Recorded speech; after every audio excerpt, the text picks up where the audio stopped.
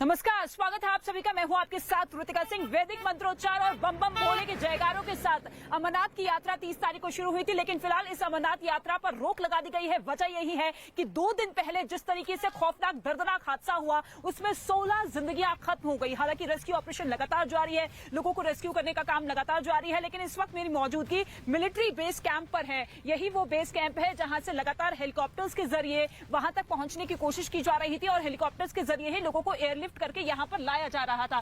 फिलहाल यहां पर जो ये हेलीकॉप्टर्स के जरिए एयरलिफ्ट करने का काम रोक दिया गया है, क्योंकि सुबह से ही रुक रुक कर बारिश हो रही है, मौसम बेहद खराब है और ऐसे में जानकारी ये भी मिल रही है कि राहत बचाव कार्य में जिस तरीके से तेजी आती हुई नजर आ रही थी, उसमें अब कुछ वक्त लग रहा है। बहुत से ऐसे लोग हैं जो कि अभी भी मलबे के बीच में दबे हुए हैं, बहुत से ऐसे लोग हैं जो कि लापता है, जिनके बारे में किसी तरह की कोई जानकारी नहीं मिली है, लेकिन रेस्क्यू ऑपरेशन लगातार जारी है। एनडीआरएफ, एसडीआरएफ, बीएसएफ, सीआईएसएफ, तमाम एजेंसियां पुरजोर तरीके से रेस्क्यू ऑपरेशन को अंजाम देती हुई नजर आ रही है, क्योंकि 2 दिन पहले हजारों गैलन पानी जिस तरीके से पहाड़ों से ऊपर से होते हुए नीचे की तरफ आया, किसी को यकीन नहीं हुआ, किसी को कुछ समझ में नहीं आया कि हुआ क्या है। लेकिन जैसे ही लोगों को कुछ समझ में आया, लोग इधर उधर भागते हुए अपनी जान बचाने की कोशिश करते हुए नजर आए। लेकिन बड़ी खबर आपको ये बता दें, अब तक के इस हादसे में, खौफनाक मंजर में 16 जिंदगियां खत्म हो चुकी है। 41 लोग लापता है, जिनके बारे में लगातार जानकारी जुटाने की कोशिश की जा रही है। लेकिन इसके साथ ही बाबा बर्फानी के दर्शन करने के लिए जो भी श्रद्धालु वहां पर पहुंचा है, जो क्योंकि इस वक्त तीर्थयात्रियों की मौजूदगी सबसे ज्यादा बालटाल बेस कैंप पर है, वहीं पर लोगों को रोका गया है। और रिफत अब्दुल्ला इस वक्त मेरे सहयोगी मौजूद है ग्राउंड जीरो से, जो कि हर एक तस्वीर हम तक पहुंचा रहे हैं। रिफत, सबसे पहले तस्वीरों के साथ अपडेट बताइए, क्या मौत का आंकड़ा बढ़ रहा है? क्योंकि मौसम में खराबी है, बारिश भी हो रही है, तो ऐसे में किस तरीके से परेशानी का सामना रेस्क्यू ऑपरेशन में?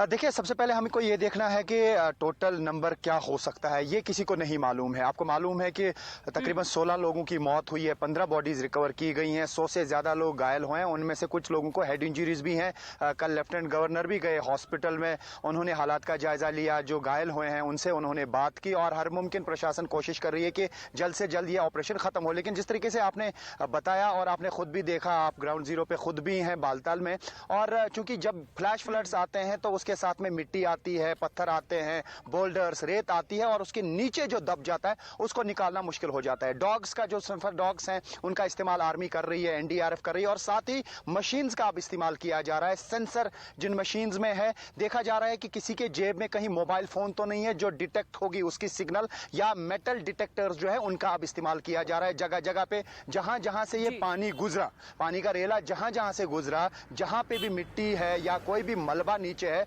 उसको अब उठाया जा रहा है। Army, CRPF, police, ITBP, NDRF, SDRF सब लोग लगे हुए हैं। जैसा मैंने कहा, जो दर्शक हैं हमारे, उनको मैं समझाना चाहूंगा कि कोई चीज अगर मिट्टी के नीचे 1 फीट, 2 फीट, 3 फीट दबी है तो उसको पहले आहिस्ता आहिस्ता उठाना पड़ता है, क्योंकि हो सकता है कि कोई जिंदा हो, अभी भी सांस ले रहा हो, तो एकदम से उसको उस तरीके से नहीं उठाया जा सकता है कि उसे पहले ही डेड डिक्लेयर किया जाए। तो इसलिए मशीन्स का इस्तेमाल किया जा रहा है, टेक्नोलॉजी का इस्तेमाल किया जा रहा है, जीपीएस का इस्तेमाल किया जा रहा है, मतलब जितनी भी टेक्नोलॉजी पॉसिबल है। आपको मालूम है जिस तरीके से आईडी डिटेक्टर्स होते हैं, अभी कोशिश की जा रही है कि कोई जिंदगी तो मलबे के अंदर नहीं दबी हुई है, क्योंकि सबसे ज्यादा आप देखिए तेज बहाव इतना ज्यादा था कि पानी जिस तरीके से आगे बढ़ता हुआ नजर आया, उसने बड़े बड़े पत्थरों को तहस नहस कर दिया और ऐसे में इसी मलबे, इसी पत्थरों के बीच में बहुत से लोग दबे हुए हैं। 40 से ज्यादा लोगों की संख्या निकलकर सामने आ रही है, लेकिन जिस तरीके से रेस्क्यू ऑपरेशन जारी है, प्राथमिकता यही है पहले लोगों को बचा लिया जाए, और लोग इंतजार भी कर रहे हैं कि जिंदगी बचाने के साथ साथ कब एक बार फिर से अमरनाथ की यात्रा की शुरुआत होती है।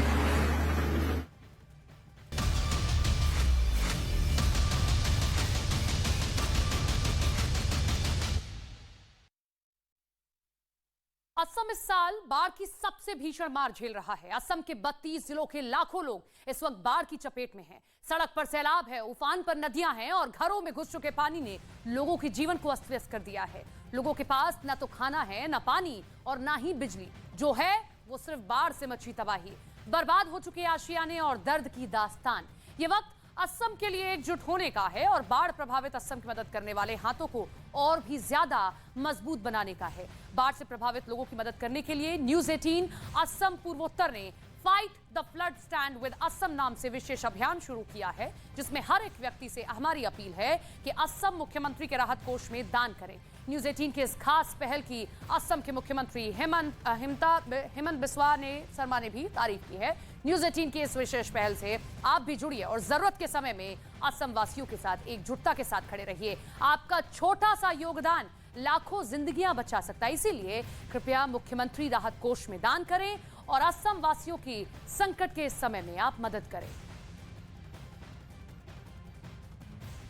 I express my deep gratitude to News 18 for bringing a national concern for the flood victims of Assam.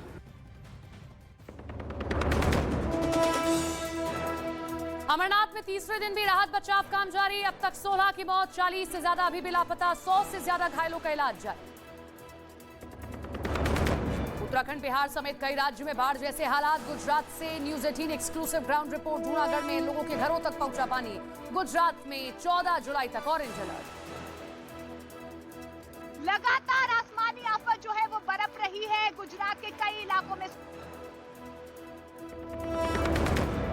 भगवान विट्ठल के दर्शन करने पंढरपुर पहुंचे लाखों श्रद्धालु। सीएम एकनाथ शिंदे ने भी परिवार के साथ की विशेष पूजा।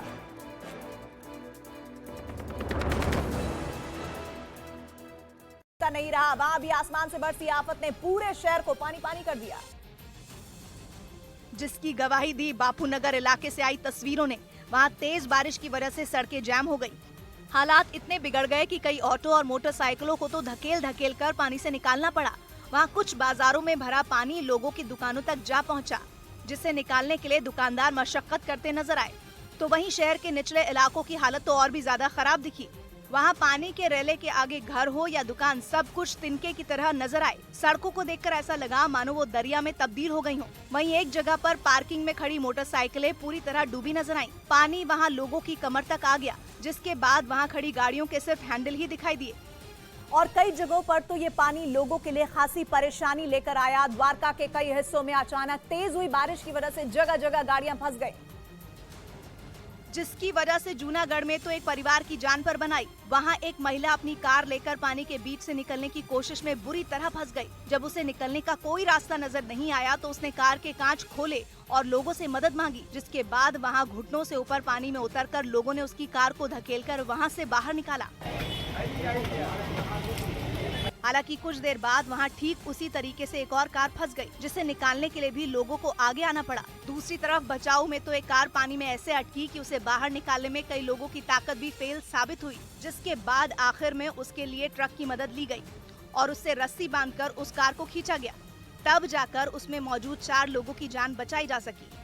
वहीं राजस्थान के कुछ इलाकों में तूफान के साथ हुई बारिश ने लोगों की मुसीबत बढ़ा दी, जिसकी कुछ तस्वीरें जोधपुर से भी सामने आई, जहां तूफान के साथ बादल जमकर बरसे। कई घंटों तक लगातार बारिश होती रही और तेज हवाओं ने भी जमकर कहर बरपाया, जिसका सबूत एक धर्मशाला के बाहर लगी टिन के उड़ने ने दे दिया। तस्वीरों में साफ दिखा कि उस टिन को मजबूती से धर्मशाला के बाहर लगाया गया था, लेकिन तूफान के आगे उसकी मजबूती ज्यादा देर तक टिक नहीं पाई और टिन उखड़कर दूर जा गिरी। बताया गया कि टिन को हवा अपने साथ करीब 300 मीटर दूर ले गई। तूफान तो तूफान, जोधपुर में बारिश भी कम नहीं हुई।